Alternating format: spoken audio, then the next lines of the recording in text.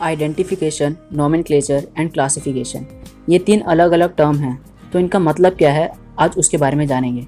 तो सबसे पहले बात करते हैं आइडेंटिफिकेशन के बारे में। इसका मतलब यह है कि किसी भी नए ऑर्गेनिज्म को ढूंढना, क्योंकि जैसे भी किसी भी नए बच्चे का जब जन्म होता है तो उसका नामकरण किया जाता है, तो उसी तरह से किसी भी नए ऑर्गेनिज्म को ढूंढना आइडेंटिफिकेशन कहलाता है। तो आइडेंटिफिकेशन करना किसी भी नए ऑर्गेनिज्म के लिए ज़रूरी है, क्योंकि जब तक हमारे पास नया ऑर्गेनिज्म नहीं होगा तब तक हम नोमेनक्लेचर नहीं कर सकते, यानी कि उस नए ऑर्गेनिज्म का नामकरण नहीं कर सकते। यानी कि नोमेनक्लेचर का मतलब यह है कि the naming of living organism such that a particular organism is known by the same name all over the world. This process is called identification.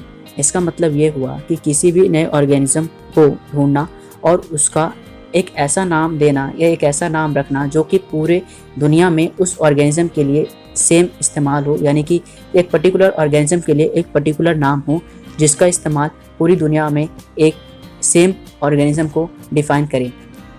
और जो क्लासिफिकेशन है, इसका मतलब यह है कि this is the process by which anything is grouped into convenient categories based on some easily observable characters. इसका मतलब यह हुआ कि किसी भी ऑर्गेनिज्म को किसी भी ग्रुप में डालने के लिए उसके अंदर जो मौजूद कैरेक्टरिस्टिक होते हैं उनको देखते हैं। जैसे कि अगर हम बात करें तो जो एक्सटर्नल इंटरनल जो स्ट्रक्चर है, जो मोड ऑफ न्यूट्रिशन है, उसका जो साइज़ है, उसका जो हैबिटेट है, जो कलर है, ठीक है। तो इन चीज़ों को देखते हुए, इनके इन कैरेक्टरिस्टिक को जानते हुए हम किसी भी ऑर्गेनिज्म को किसी भी कैरेक्टरिस्टिक को देखते हुए उसको क्लासीफाई करना, वो क्लासिफिकेशन कहलाता है।